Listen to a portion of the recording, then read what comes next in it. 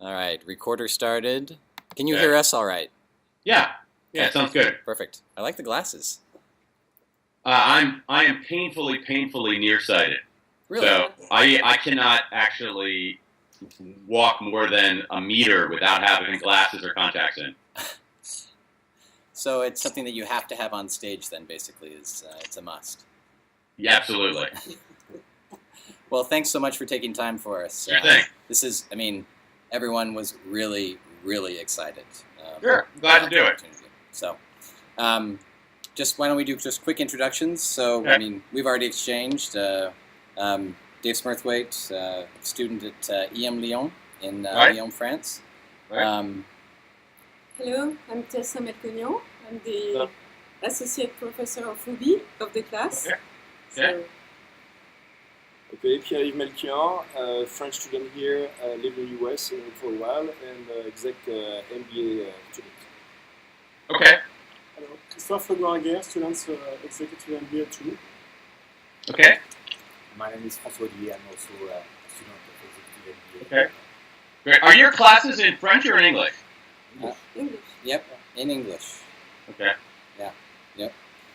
So again, Tessa introduced us to a lot of the principles in Motivation 3.0 and Drive that you talked about. So why don't we launch into question number one, and that is the realities associated with the principles. It's very much we give wonderful examples in the book. It paints a utopian society of what we have to look forward to in the future. But what organizational elements, what elements are making it difficult to implement 3.0 in the actual workplace? I think there are a lot of them. And I think there are a lot of barriers to it. I think one, there are many of them. I probably could list 5. One of them has to do with the substance of the ideas themselves. I think that there's some nuance in this research, and I think that in the fast pace of what goes on in organizations, that nuance can sometimes get lost. So, my argument here, based on the research, is that these if-then rewards, not all rewards, but these if-then rewards, actually work reasonably well for simple algorithmic tasks, but don't work very well at all for complex creative tasks. And so I think what happens is that when people in organizations use these if-then rewards for the remaining simple routine tasks and they work, they say, "See, this idea doesn't make sense," and they don't appreciate the nuance that says you deploy if-then rewards in this one category of work, but you use something else in this other category of work. So because there's some subtlety to it. Again, I tried very carefully to respect the research, not to say that you never use extrinsic rewards, you never use if-then rewards, money doesn't matter. I try to make so sometimes that subtlety gets lost. So that's one kind of conceptual barrier. Yeah. The other barrier is I think related to that, in the sense that it's basically the same thing, that when people see these if-then motivators work, in one realm, and they fail in another realm, instead of in that other realm saying, let's try something different, they say instead, let's just intensify the carrots and the sticks. And so it leads them down the wrong path. That's one thing. That's another barrier. A second barrier, a more ferocious barrier. I think that many businesses, not all, but certainly many publicly held businesses, are maniacally focused on the short term. And, the truth of the matter is that human beings respond to rewards, especially in the short term. So if you are a sales manager, and what is today? February 13th. So you're a sales manager and you want to hit a certain number by February 29th. If that's all you care about, seriously, it's like that's all you care about is hitting your number by February 19th, you should offer a gigantic bonus to your sales force. that will help them hit that number by the end of the month. Now, they might do dishonest things. They might burn your best customers. They might hurt you in the long term.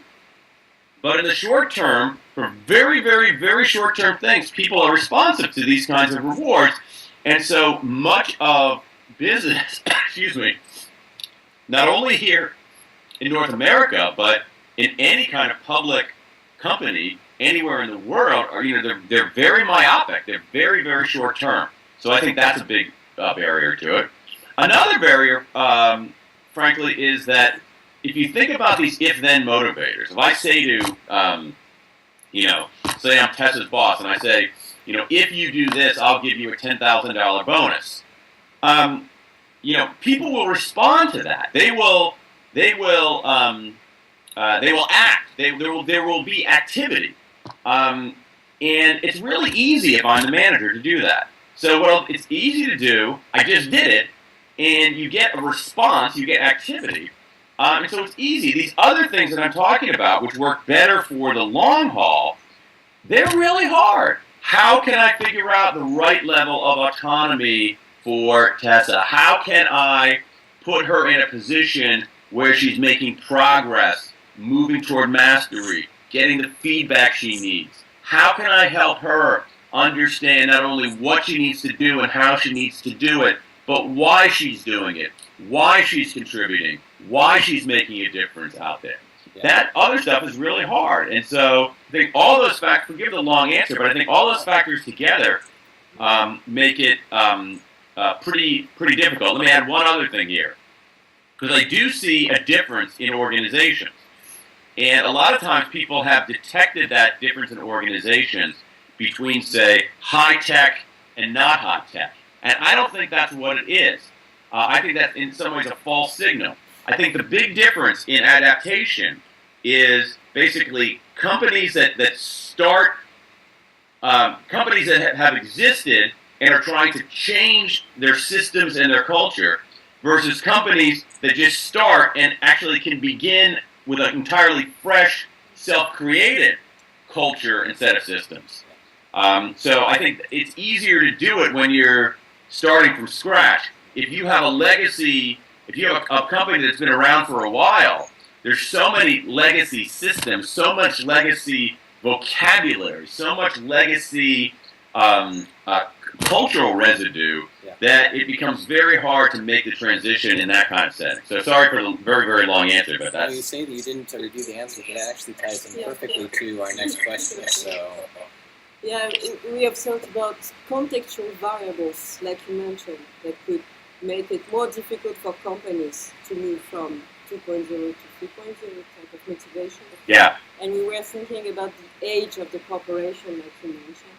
Yeah, it's a good point. I think that there's a very simple. I lost my Skype here. There's a very simple, almost a too simple heuristic that I've seen to sort of figure it out. To me, I think that companies that still have the founders around tend to do this better than companies that do not have the founders still around. That is, the founders, and again, there are plenty of companies that are, reasonably old. Google is now 20 years old. There are plenty of companies that have some longevity where the founders or the founder DNA is still around. I think what happens is that when you have companies, it's easier to go from a culture of 2.0 down to a culture of 3.0 down to a culture of 2.0. Yeah. It's harder to go up from 2.0 to 3.0. And I think what happens is that when the founders are still around and the founder DNA is still around, then I think you have a fighting chance of both instilling that and keeping it going.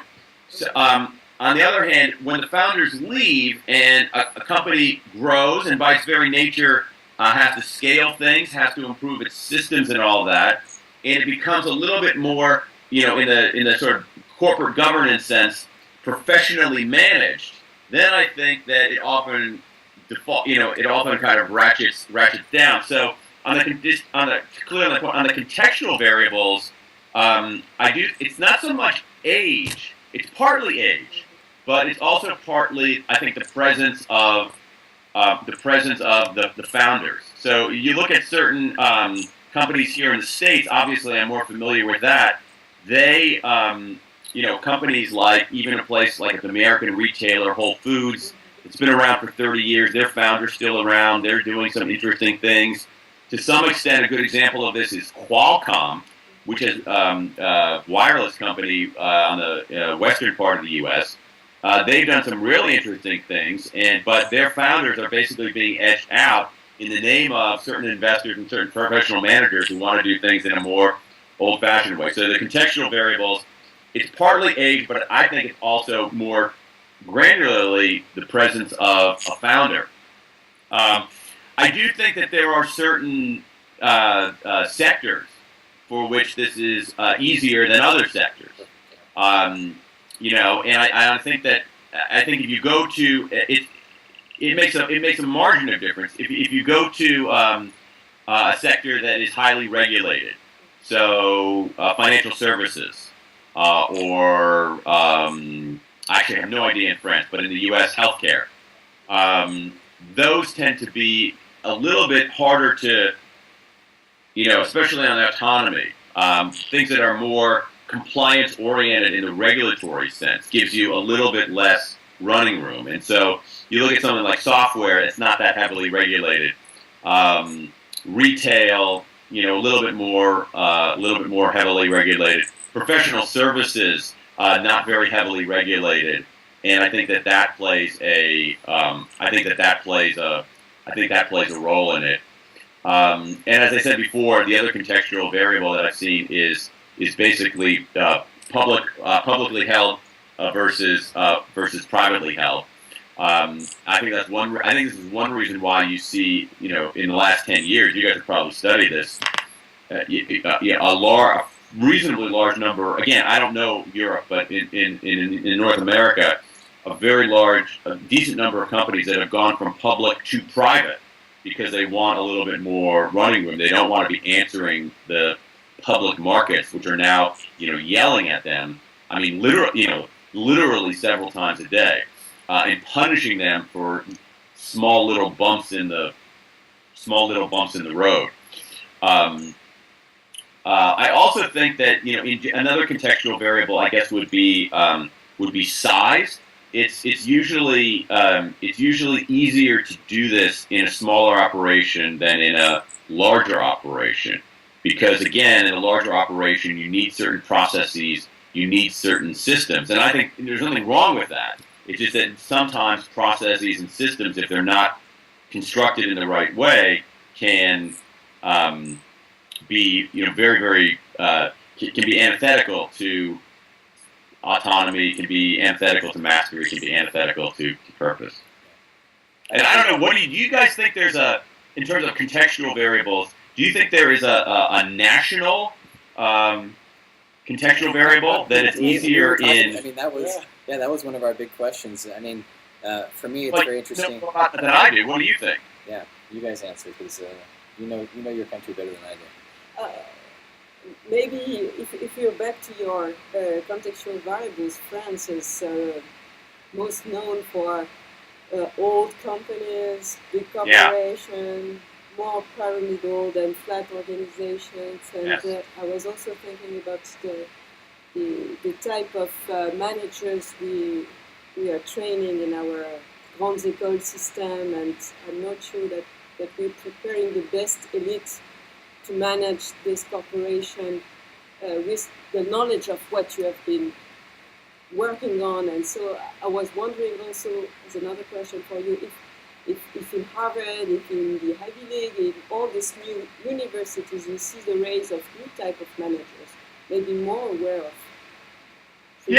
type of motivation. Yeah. I think that's I see a little bit of evidence of that, because again, I mean, what you're saying, I think part of what you're talking about, again, I like the idea of talking about contextual variable, because context, we don't like to talk, especially North Americans, don't like to talk about how much context determines our behavior.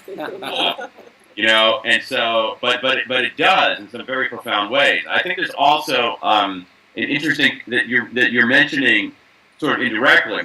I think there's an interesting context in terms of age. I think that in the business schools, a lot of the younger professors are a little bit more aware of this line of research, even though it's been around for a while, and are seeing these new practices. And I think that they're more likely, say, in organizational behavior or in strategy or in leadership classes, to bring in these kinds of cases, to bring in these kinds of ways of doing things, and as a consequence, the managers who they're training, you know, who they're teaching, might go out and do these things. And so it's almost like, you know, you see this in a lot of different other kinds of movements in the arts or in science, where the way you really ultimately get change is when the incumbents basically die off, you know, or retire. So I do see a difference in age. This is particularly true. I hadn't made this connection before. In a place I know more. I have very little knowledge about EU companies, but in a place I know a little bit more, in Japan. So Japan has, you know, many very established companies, very large, efficiency-based, process-oriented, very good at scaling. And one of the things that you see is that some of the younger managers in Japan are really bristling against that and actually starting their own kinds of companies that are doing things very differently. So in Japan, even more than in the U.S., a company run by a large company run by someone who is 60 and a smaller company run by someone who is 30, those are going to be very, very, very different places. The difference between those is going to be far greater than the difference between a company in the U.S. run by a 60-year-old and a company in the U.S. run by a 30-year-old. And so I do think there's a generational thing there, and I think business schools around the world are getting a little bit better at this because, you know, they're run by academics, and academics know the research.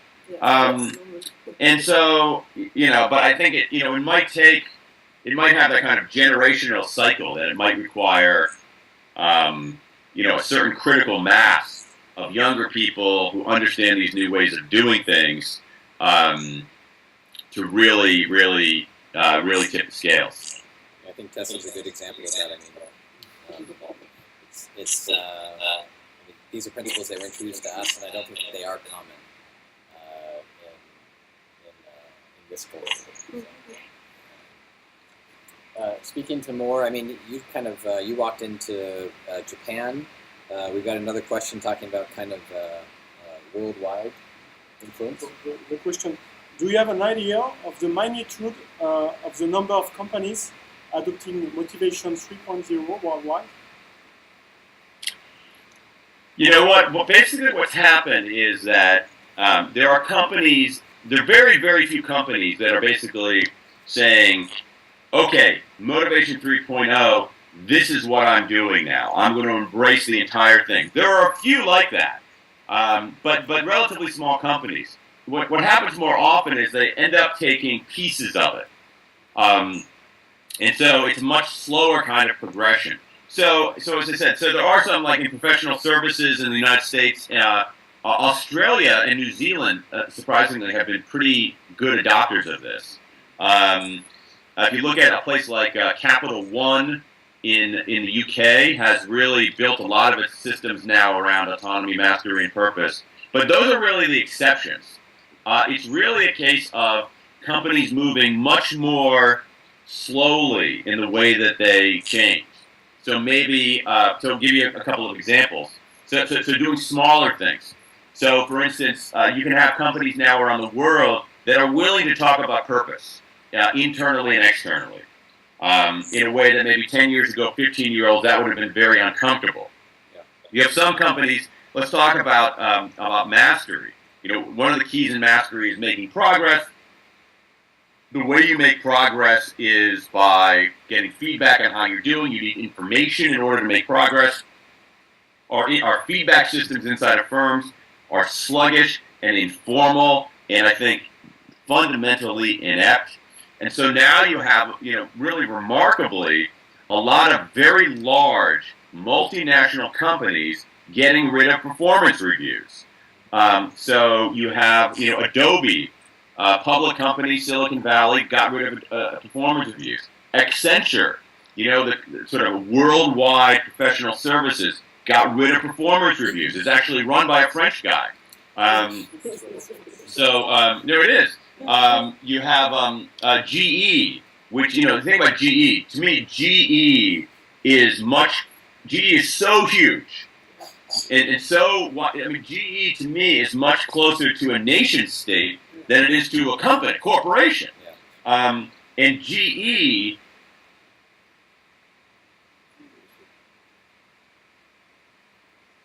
rankings and all that. GE got rid of performance reviews. So again, none of these companies are saying, let's go fully into Motivation 3.0, but what they're saying is, let's reassess certain pieces of how we do things, and that end up being in line with this new way of doing things, if that makes any sense. Yeah. It's interesting, it's changed, the more time I spend on this, the more time it makes me think about how, it's an interesting question of how do organizations change? And, I think that in some ways, at least my theory of change, I've had to alter it over time. I tended to believe in the kind of the big, hairy, audacious goals, moonshots, and there are very few examples of big companies changing in that way. IBM in the 1990s, one example of that.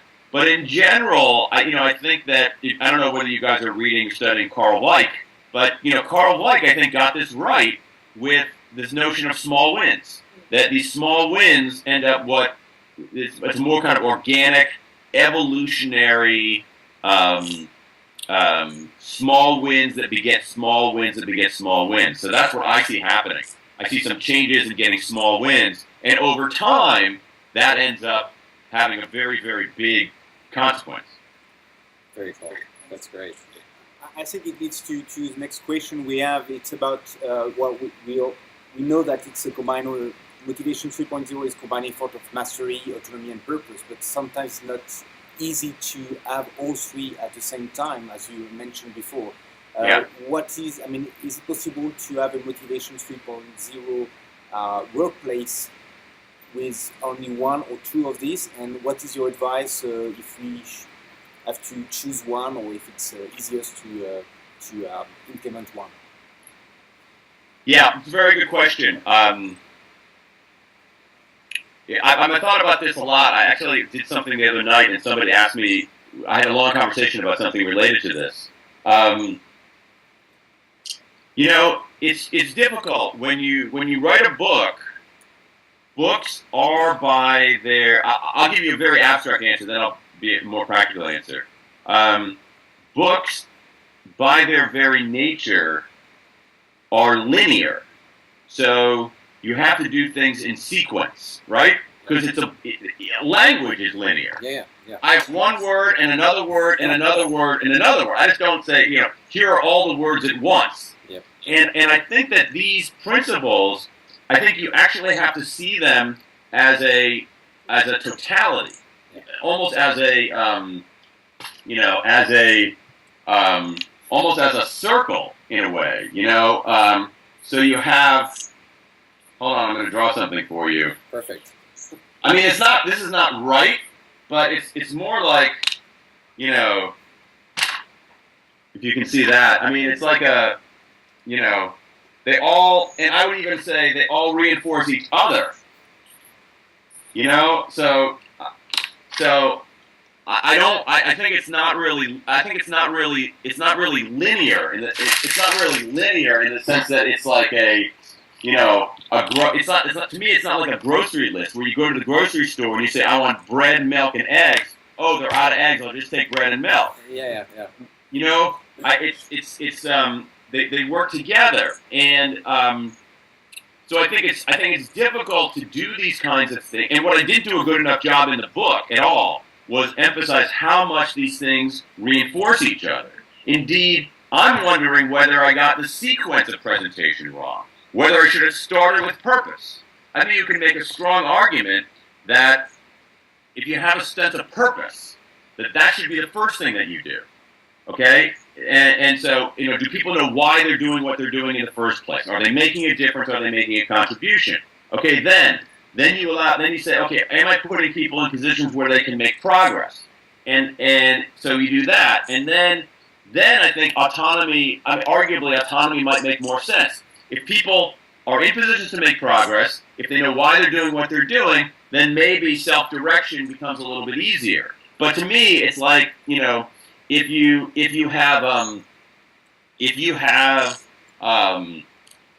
autonomy without mastery, you're basically, you're in kind of a culture of liberty, but not a culture of progress, which ultimately is unsatisfying. If you have autonomy but no purpose, then it's like a I can't think of the right analogy here, but autonomy without purpose loses its charm after a while, because you say, well, okay, I'm running around doing what I want to do, but toward what end? So imagine if you have mastery without purpose, then you say, well, I'm getting better at something, but it doesn't matter. I could get better at, I could get mastery over flipping up my pen and catching it, right? I could get really, really good at this. But if there's what's the point, right? Yeah. At the same time, I could get really good at something, but if I'm not choosing to do it, I'm probably not going to get. If I'm trying mastery without autonomy, then I'm essentially being compliant. And so, all of which is to say that I think it. To answer your, I think you need all three. I really do. Yeah. Because they feed each other. They flavor each other. And I think it's to think about having 2 out of 3 doesn't quite do it. A simple analogy would be like a stool, a 3-legged stool. Okay, where's my 3-legged? You take away one of the legs here. Here we go. You take away one of the legs, and the stool falls over. Yeah, I really like that idea of interdependency. That's what it is. I don't even know the right metaphor for it. It's almost like I think it's like I wouldn't use this, but it's almost like it's like a soup. Like they each are ingredients that flavor each other. Yeah. Awesome. Very, very cool.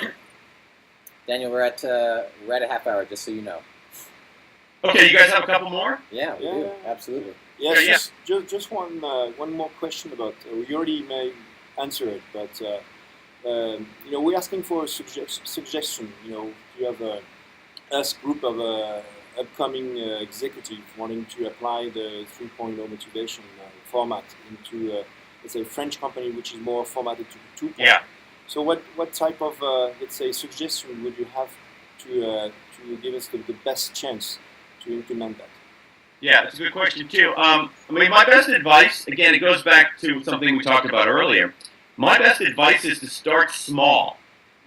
I think a lot of times people say, okay, they're sort of intoxicated with this new, with a new way of thinking. I'm going to go in there and change everything.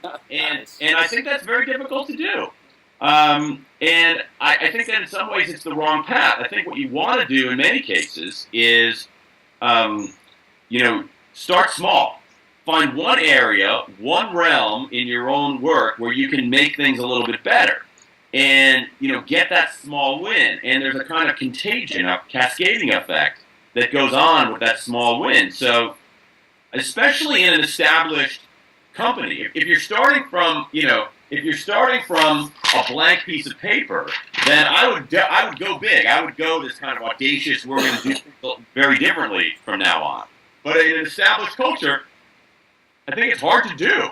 And so what you do is you try one thing and see if it works. if it makes things better. If it works and makes things better, keep doing it. If it doesn't work, stop doing it. If it works, not only keep doing it, but tell somebody about it.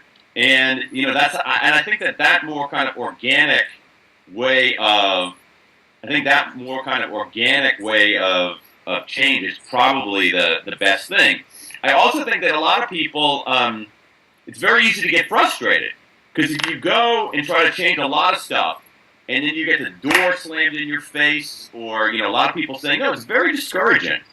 And so I would rather have people make small progress, more small progress, more small progress, more small progress, rather than try to do something huge right away and get stymied, especially in an established culture. And if you look at some of the examples in the book and stuff that I've talked about since then, a lot of these examples, particularly in autonomy, basically these practices, they basically came about not in a company policy kind of way, but in the way of one person internally trying something different, seeing if it worked, and then if it worked, telling other people, and then kept doing it. That's the case for these FedEx days, which are now called Ship It days. It's true for, I've written subsequently about these things called genius hours, 1 hour a week. Those have always been kind of bottom up, people internally trying stuff. The row that I write about, that started out as not a company policy. It started out with a couple of people trying to get small wins. Even the move to eliminate some of these performance reviews became a company policy, largely because you had a few managers who said, "These performance reviews are a total waste of time. I'm not going to do it. I'm going to do something else." And so I really, again, it's not as exciting as saying, start a revolution, go do everything all at once. But I think it's the way that organizations really change. Yeah, absolutely. Tessa, anything else that you wanted This to is ask? my curiosity as a professor of rugby myself. What is your next case? What is your current interest and your own drive in? Well, after Drive, I wrote a book about basically trying to write a book about sales, since business schools don't teach it. A book about sales and persuasion and influence. So that Selling is human, right? yeah. It's in French. Where is it? I'm looking on my shelves here to see where the French edition is. Hang on a second. Oh yeah. Yeah, it's a terrible translation of the title, but there's a French edition of it. Like basically daily persuasion or daily convincing, right? Basically. Anyway, the subtitle is, oh boy, okay, so Six infallible techniques. 6 infallible techniques to have in your pocket, or something like that. Hey, you speak French, Daniel? I have a Swiss mother-in-law, and my wife was a French major and lived in France for a couple of years. I actually took 6 years of French. Well, there you go. We should have done that. But I could not possibly have this conversation in French. Not even close. Anyway, so I did that, and what a terrible. I hate that translation. Anyway, I'm working on a new book right now.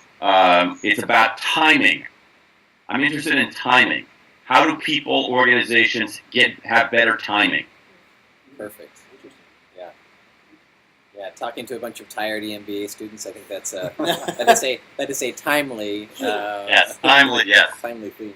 So we Yeah. look forward to it. Yeah, absolutely. Daniel, thank you so much. Yes. My pleasure. Really, really a privilege for us to be able to Happy to do it. Thanks for the great questions. Thanks for making me think. I appreciate it. You bet.